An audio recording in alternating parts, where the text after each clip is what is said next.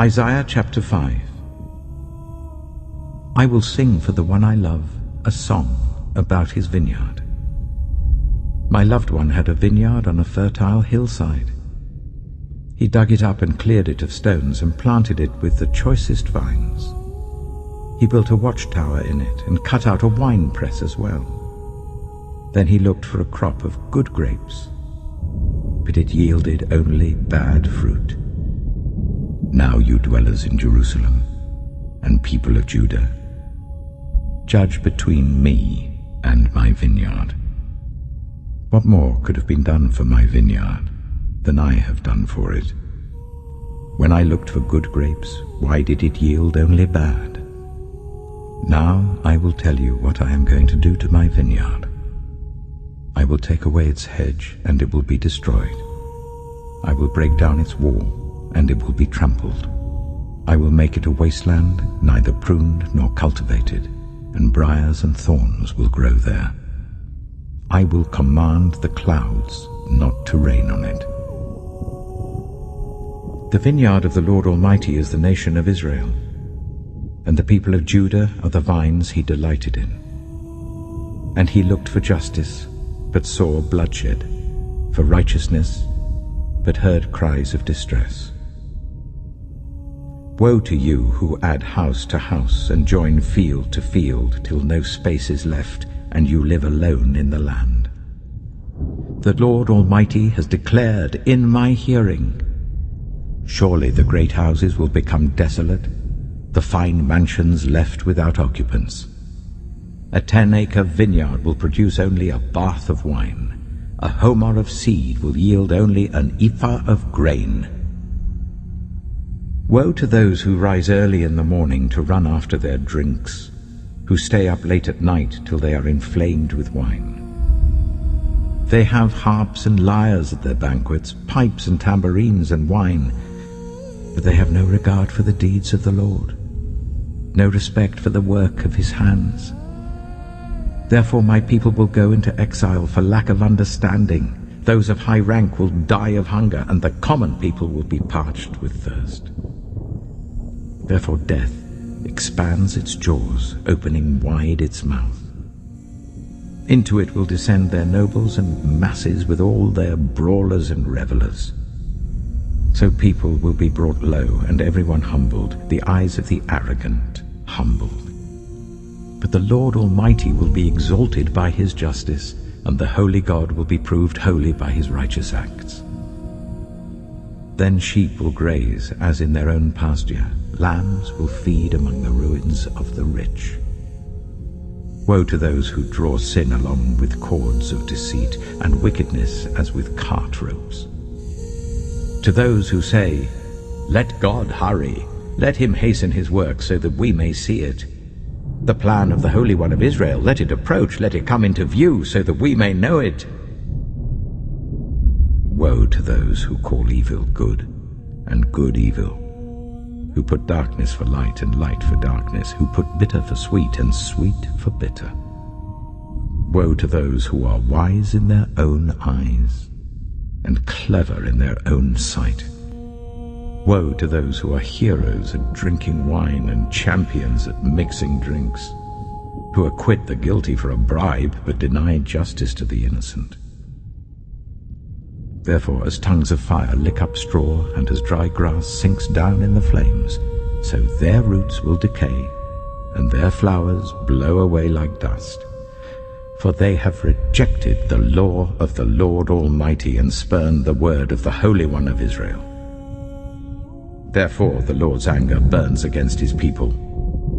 His hand is raised, and he strikes them down. The mountains shake, and the dead bodies are like refuse in the streets. Yet for all this, his anger is not turned away.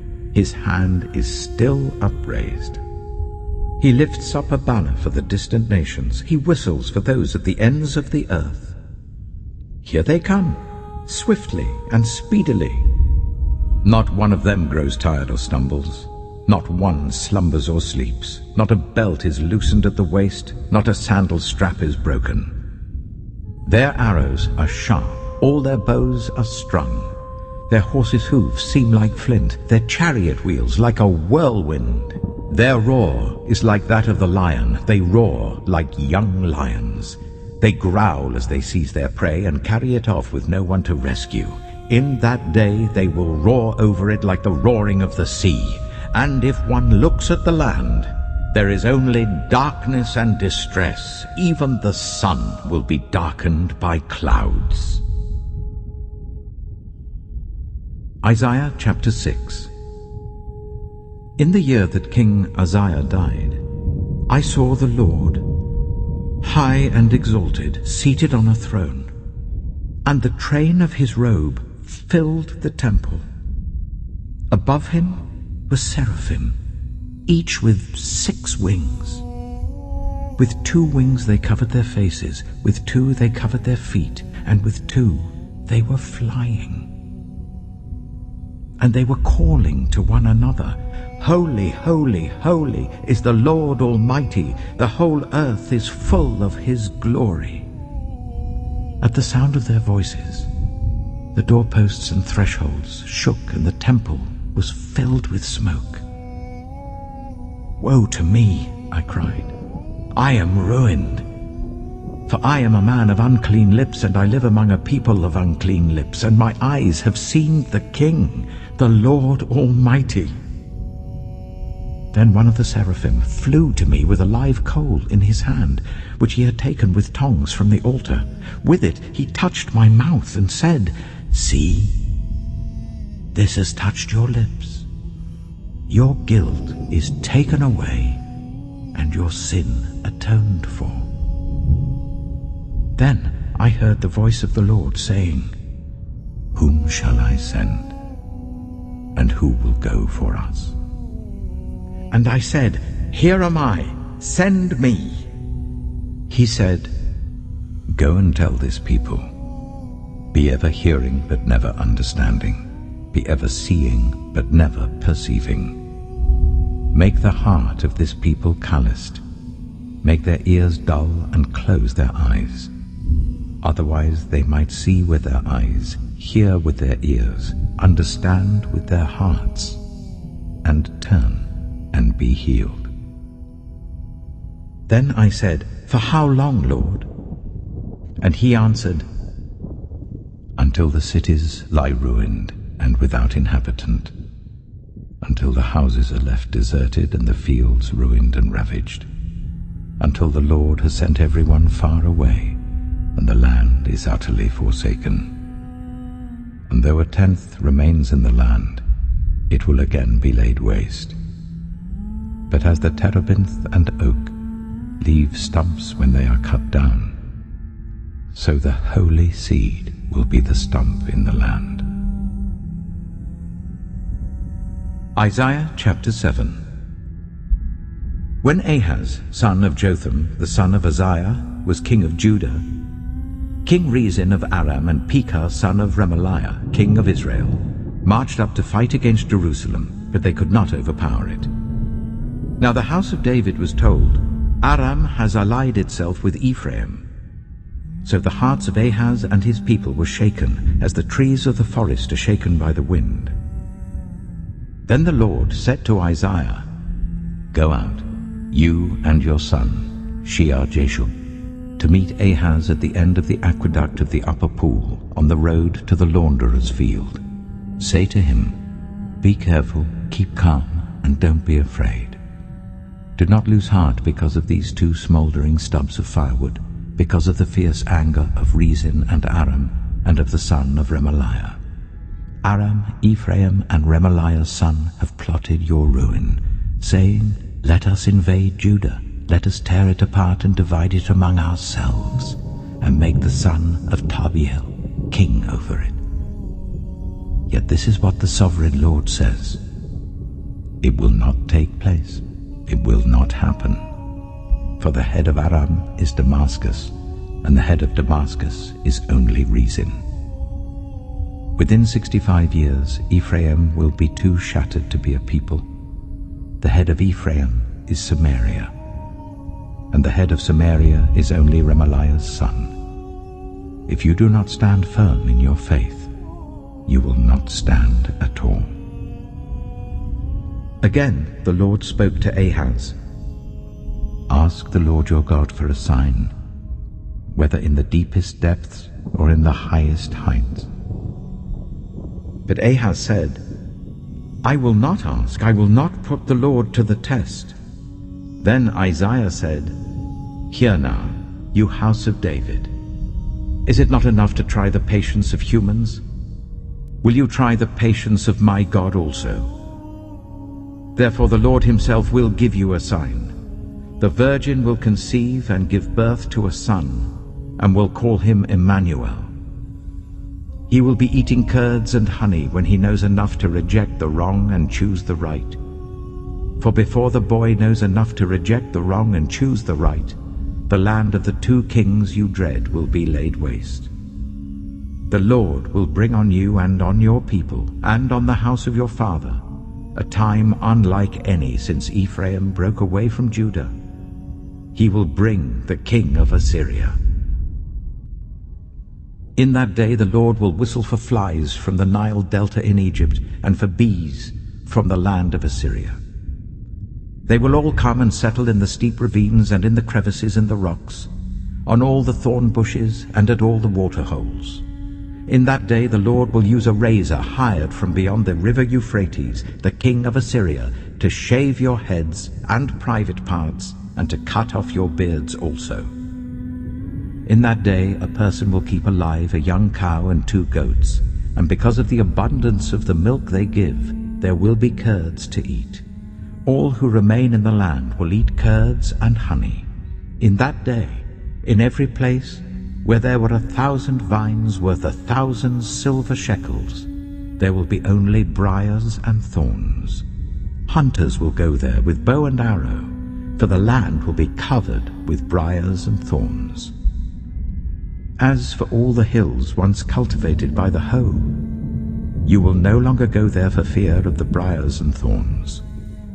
They will become places where cattle are turned loose and where sheep run. Isaiah chapter 8. The Lord said to me, Take a large scroll, and write on it with an ordinary pen, Maher-shalal-Hash-Baz. So I called in Uriah the priest and Zechariah son of Jeberechiah as reliable witnesses for me. Then I made love to the prophetess, and she conceived and gave birth to a son. And the Lord said to me, Name him Maher-shalal-Hash-Baz. For before the boy knows how to say my father or my mother, the wealth of Damascus and the plunder of Samaria will be carried off by the king of Assyria. The Lord spoke to me again. Because this people has rejected the gently flowing waters of Shiloah, and rejoices over Rezin and the son of Remaliah, therefore the Lord is about to bring against them the mighty flood waters of the Euphrates, the king of Assyria with all his pomp. It will overflow all its channels, run over all its banks, and sweep on into Judah, swirling over it, passing through it and reaching up to the neck. Its outspread wings will cover the breadth of your land. Emmanuel. Raise the war cry, you nations, and be shattered. Listen, all you distant lands. Prepare for battle and be shattered. Prepare for battle and be shattered. Devise your strategy, but it will be thwarted. Propose your plan, but it will not stand. For God is with us. This is what the Lord says to me with his strong hand upon me, warning me not to follow the way of this people. Do not call conspiracy everything this people calls a conspiracy. Do not fear what they fear, and do not dread it. The Lord Almighty is the one you are to regard as holy. He is the one you are to fear. He is the one you are to dread. He will be a holy place. For both Israel and Judah, he will be a stone that causes people to stumble, and a rock that makes them fall. And for the people of Jerusalem, he will be a trap and a snare. Many of them will stumble, they will fall and be broken, they will be snared and captured. Bind up this testimony of warning and seal up God's instruction among my disciples. I will wait for the Lord, who is hiding his face from the descendants of Jacob. I will put my trust in him. Here am I, and the children the Lord has given me. We are signs and symbols in Israel from the Lord Almighty who dwells on Mount Zion. When someone tells you to consult mediums and spiritists who whisper and mutter, should not a people inquire of their God? Why consult the dead on behalf of the living? Consult God's instruction and the testimony of warning. If anyone does not speak according to this word, they have no light of dawn. Distressed and hungry, they will roam through the land. When they are famished, they will become enraged, and looking upwards will curse their king and their God. Then they will look towards the earth and see only distress and darkness and fearful gloom, and they will be thrust into utter darkness. Isaiah chapter 9. Nevertheless, there will be no more gloom for those who were in distress. In the past, he humbled the land of Zebulun and the land of Naphtali. But in the future he will honor Galilee of the nations, by the way of the sea beyond the Jordan. The people walking in darkness have seen a great light. On those living in the land of deep darkness, a light has dawned. You have enlarged the nation and increased their joy. They rejoice before you as people rejoice at the harvest, as warriors rejoice when dividing the plunder.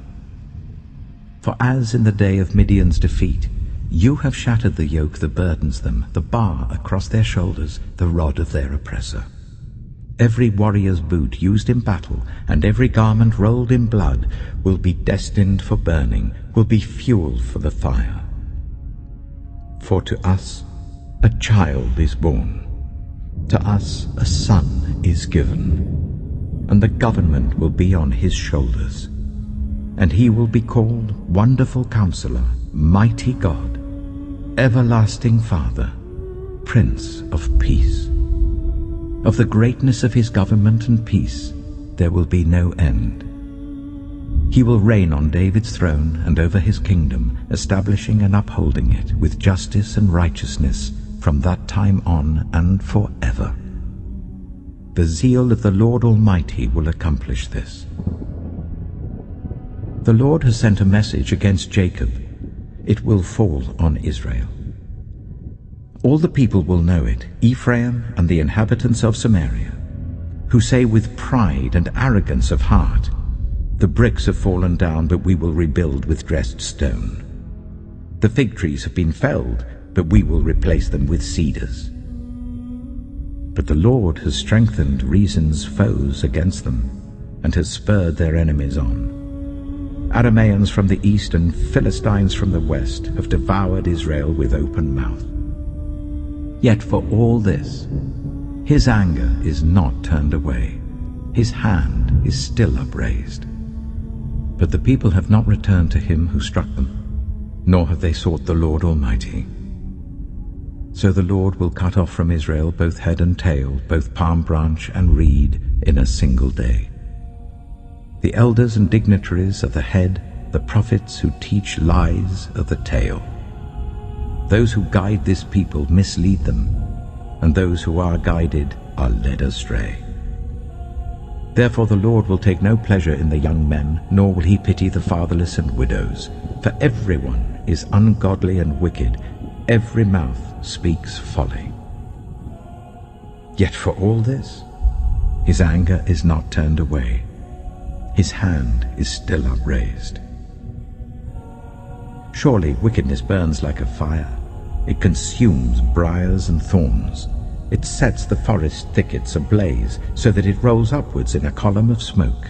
By the wrath of the Lord Almighty the land will be scorched, and the people will be fuel for the fire. They will not spare one another. On the right they will devour, but still be hungry. On the left they will eat, but not be satisfied. Each will feed on the flesh of their own offspring. Manasseh will feed on Ephraim, and Ephraim on Manasseh. Together they will turn against Judah. Yet for all this, his anger is not turned away. His hand is still upraised.